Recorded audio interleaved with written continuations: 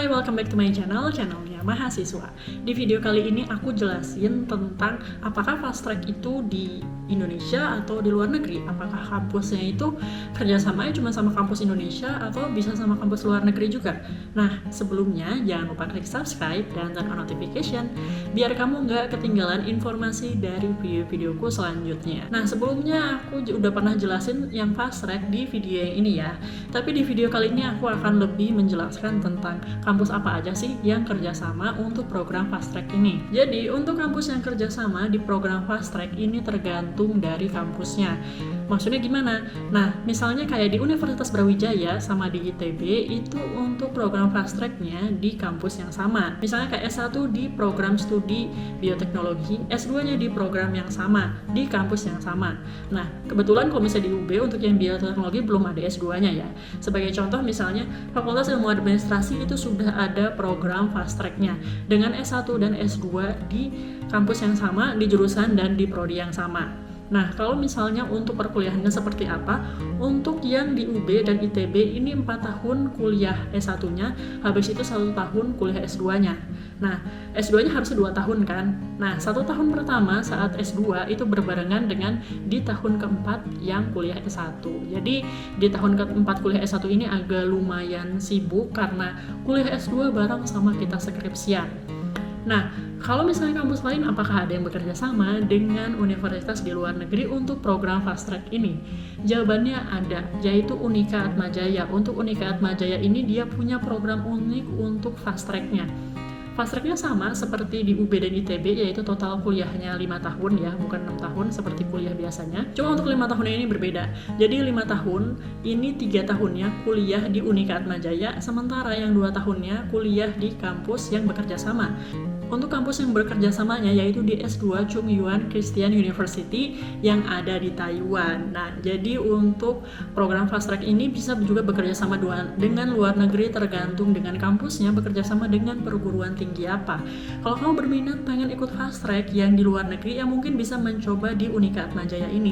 Jadi 3 tahun kuliah di Unika Atmajayanya, 2 tahunnya di kampus yang luar negeri di Taiwan ini. Kalau misalnya untuk yang fast track, aku saranin kalau kamu punya kesempatan dan kamu seandainya sekarang nih belum kuliah S1, kamu pengen nih buat fast track, persiapkan dari sekarang. Karena untuk yang fast track ini punya banyak banget keunggulan. Mungkin kamu bertanya-tanya kalau misalnya fast track, apakah biaya kuliahnya mahal ya? Justru kalau yang fast track ini punya banyak kelebihan, karena nggak semua mahasiswa punya kesempatan untuk bisa ikut fast track. Yang ikut fast track itu biasa dari awal IPK-nya udah dijaga buat di atas 3, terus udah itu lulusnya juga tepat waktu. Karena kalau misalnya lulusnya nggak tepat waktu, ikut fast track-nya jadi susah kan. Nah, kalau kamu punya kesempatan itu, kamu merasa yakin aku bisa mempertahankan IPK, terus udah itu bisa lulus tepat waktu, secara akademik oke, ikutlah fast track. Karena di fast track ini banyak beasiswa, misalnya kayak free buat biaya kuliahnya selama 1 tahun, sebagai contoh kayak yang di Unika Atmajaya ini.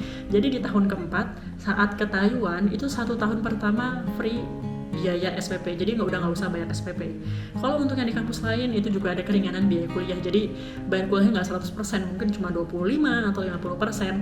Dan menurutku ini sangat membantu karena biaya kuliah untuk di kampus ternama atau bahkan untuk S2 itu jauh lebih besar. Jadi kalau misalnya kamu bisa memanfaatkan ini dan kamu punya kemampuannya, ambil aja kesempatannya. Tapi perlu kamu ketahui bahwa untuk fast track ini juga ada resikonya ya. Misalnya kayak fast track itu kan kuliahnya cuma 5 tahun ya. S1 plus S2 total 5 tahun dari yang harusnya 6 tahun. Kalau seandainya nggak lulus dalam waktu 5 tahun gimana? Ya tahun depannya bayar SPP sendiri dengan harga yang normal. Ya kita pertimbangin deh kalau misalnya S2 dengan harga yang normal di Indonesia itu berapa? Kamu lihat dulu. Jadi ya buat penyemangat biar jangan sampai lulusnya telat gitu. Juga dilihat kalau misalnya mau ikut fast track yang kerjasama dengan luar negeri, kalau seandainya bayar SPP normal itu bayarnya berapa. Dan untuk yang luar negeri biasanya nih, untuk SPP local student atau masyarakat atau mahasiswa dari negara tersebut itu biasa lebih murah dibandingkan kita yang dari Indonesia. Karena kalau kita dari Indonesia, hitungannya adalah international student, jadi harganya jauh lebih mahal. Nah mungkin kamu bisa lihat-lihat dulu berapa SPP-nya, jadi bisa buat penyemangat atau trigger biar kamu bisa semangat belajar dari sekarang, biar nanti lulus fast track-nya nggak telat. Oke, segitu aja. Terima kasih sudah menonton video ini sampai akhir. Jangan lupa klik subscribe dan turn on notification. Sampai jumpa di video selanjutnya. Terima kasih.